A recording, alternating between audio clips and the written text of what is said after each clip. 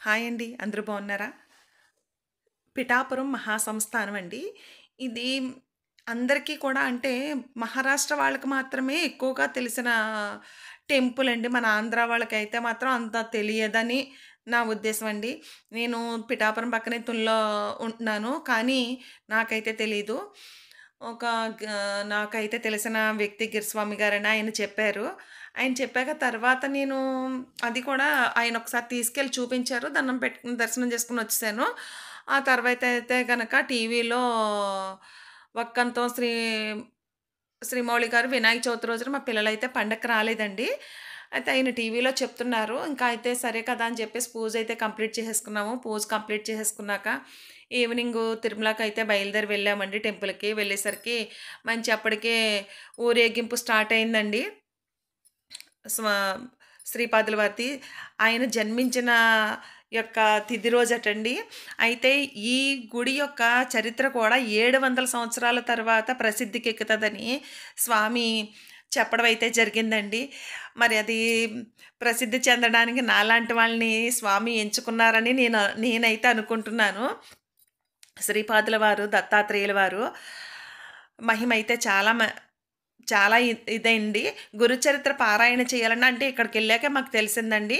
దీని యొక్క వివరణ మనకు వెళ్తూ ఉంటేనే తెలుస్తది గానీ, గురుచరిత్ర పారాయణ చేయాలంటే కనుక వారం రోజులు కూడా ఇక్కడ ఉండొచ్చండి. వారం రోజులు ఇక్కడుండి మనకు రూములైతే కనుక ముందుగా ఆన్‌లైన్‌లో బుక్ చేసుకోవచ్చండి. ఆన్‌లైన్‌లో బుక్ చేసుకుంటే వాళ్ళు రూములైతే ఫ్రీగా ఇస్తారు. వాష్‌రూమ్స్ ఉంటాయి. ఫుడ్ కూడా పెడతారండి. 2 ఉదయం టీ ఇస్తారు. మధ్యాహ్నం టిఫిన్ పెడతారు. మధ్యాహ్నం భోజనం పెడతారు. రాత్రికి చపాతీ అండ్ రైసు కూడా పెడతారండి. ఫుడ్ విషయంలో అయితే మీరెవ్వరు కూడా కంగారు పడవలసిన పని లేదు.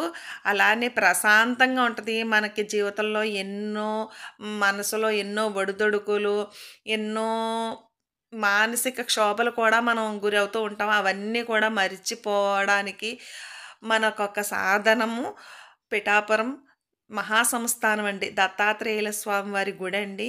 ఈ గుడిని దర్శించండి. మరి ఇక్కడ ఉండడానికైతే కనుక పె అన్నీ కూడా ఏర్పాట్లయితే ఉన్నాయండి. ఇబ్బంది ఎటువంటిది లేదు. మనం వచ్చేటప్పుడు ఆధార్ కార్డులు జిరాక్స్‌లు ఒకటి తెచ్చుకోవాలి. మేము వెళ్ళిన రోజున అయితే కనుక మాకు రూమ్ లేదన్నారు. కానీ దత్తాత్రేయుల ప్రభు దయ వల్ల మాకైతే రూమ్ అయితే దొరికిందండి. 2 డేస్ ఉన్నాము. మరుసటి రోజు కూడా ఉండి స్వామిని దర్శనం చేసుకొని అక్కడ ఆహ్, అన్నీ కూడా చూసామండి. చూసి ఇదేనండి భోజనశాలండి. ఈ పక్క నుంచంతా కూడాని. ఇలా ఈ మెట్ల దగ్గర నుంచి వెళ్తే అది భోజనశాలండి. అక్కడ మనం భోజనం చేయొచ్చు, విశ్రాంతి తీసుకోవచ్చు. ఇక్కడ బుక్స్ అది గురుచరిత్ర పారాయణ బుక్ అయితే నేను తీసుకున్నానండి. రూ. 250 పెట్టి కొన్నాను. ఇక్కడైతే రీజనబుల్ రేట్లే ఉంటాయి. మొన్న ఈ మధ్య కాలంలో అయితే అప్పుడు కాదండి. ఇప్పుడైతే కనుక నేను మా వారికి పంచి అయితే కొన్నాను. మొన్న శివరాత్రికి పూజ చేయించుకోవడానికైతే ఈ వీడియో పెట్టడం లేట్ అయిందండి. ఏమనుకోకండి. అందులో సేవ్ అయిపోయి ఉంది. చూసుకోలేదు నేను. ఇప్పుడే ఒకసారి అలా చూస్తూ ఉంటే గనక అయ్యో! వీడియో పోస్ట్ చేయలేదని చెప్పేసి తీశాను. శ్రీపాదుల వారి యొక్క దర్శనం అయితే చాలా గొప్పదేనండి. మీరు కూడా వినాయక చవితికి మాత్రం తప్పనిసరిగా రండి. దర్శించండి. ఇక్కడ ఒక ప్రసాదం ఉంటుందండి. చాలా బావుంటుందండి. గోధుమ హల్వా మాట. చాలా టేస్ట్‌గా ఉంటుంది. ఎక్కడెక్కడో మహారాష్ట్రలో వేరు వేరు రాష్ట్రాల నుంచి వస్తున్నారండి. మనకి పిఠాపురం అంటే పాదగయ ఒకటే తెలుసు. ఈ లోపల సత్యం తల్లి మనం రైల్వే స్టేషన్ దగ్గర దిగాక ఎవరినైనా సరే మహాసంస్థానానికి దారెటండి అని అడిగితే చక్కగా అక్కడి చుట్టుపక్కల ఉన్న వాళ్ళెవ్వరైనా చెప్తారండి ఎటు వెళ్ళాలన్నదిని. లేదు మీకు తెలియదు అంటే గనక నాకు కామెంట్ చేయండి. నేను మీకు కామెంట్ రూపంలో సమాధానం చెప్తాను. ఆ రోజైతే మాత్రం చాలా కోలాహలంగానే జరిగిందండి ఊరేగింపు. ఊరంతాని. అక్కడ డాన్స్ ఏస్తున్నారు కదండీ! Yellow dress. ఆయనైతే మాకు ట్రైన్‌లో దిగే ముందు పరిచయమయ్యారు. ఆయనైతే మాకు చెప్పారు. వాళ్ళు వైఫ్ అండ్ హస్బెండ్ అండి. రూమ్ ఇవ్వండి అని చెప్పేసేసి. ఆయనైతే మాత్రం ఆయన రూపంలో ఆ రోజైతే కనిపించారండి. ఆ నై ఆ నైట్ అక్కడ ఊరేగింపు అంతా అయింది. తర్వాత అయితే మాత్రం మళ్ళీ మాకు కనిపించలేదండి. మరి స్వామి ఆయన రూపంలో వచ్చారని నేనైతే నమ్ముతున్నాను. ఇవన్నీ కూడా ఇక్కడున్నాయి చూడండి. డాన్స్ ఏసి పక్క సైడు. ఇది శ్రీ మహాసంస్థానం. ఇవంతా కూడా రూమ్‌లేనండి. ఇక్కడ ఒక బిల్డింగు, పక్కన ఇంకో బిల్డింగు, అలానే 2, 3 బిల్డింగులున్నాయండి. అక్కడంతా కూడా మనకి ఫ్రీ అండి. మనకి డబ్బులు కట్టాలన్న మాత్రం అయితే ఉండదు. మనకు ఇవంతా ఉండి మనము వచ్చే ముందు అన్న అన్నదానానికి మాత్రం అక్కడ డబ్బులది కట్టవచ్చండి. అలానే ఉయ్యాల సేవ ఉంటుందండి. ఉయ్యాల సేవ చేయించుకోవచ్చు. దత్తాత్రేయ హోమం ఉంటుందండి.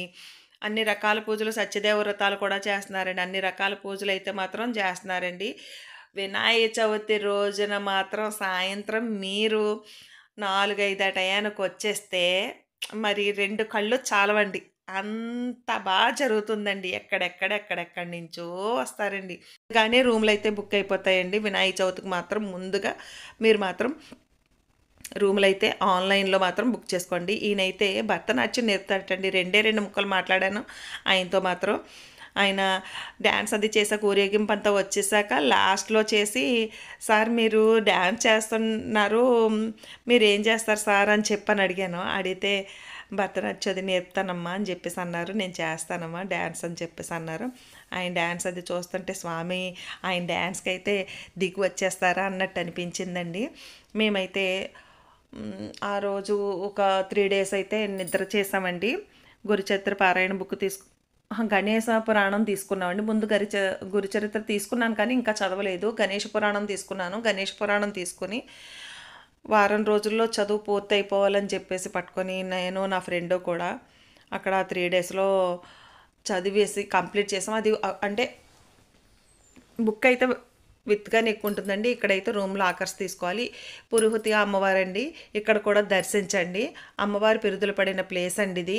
ఒరిజినల్ ప్లేస్ అండి. ఇక్కడేనండి కూర్చొని గురుచరిత్ర పారాయణ చేసే ప్లేస్ అండి. మీరు కూడా దర్శించండి, ధరించండి. నా వీడియోస్ కనుక నచ్చితే లైక్ చేయండి, షేర్ చేయండి, సబ్స్క్రైబ్ చేసుకోవడం మాత్రం మర్చిపోకండి. ఓకేనండి, బాయ్.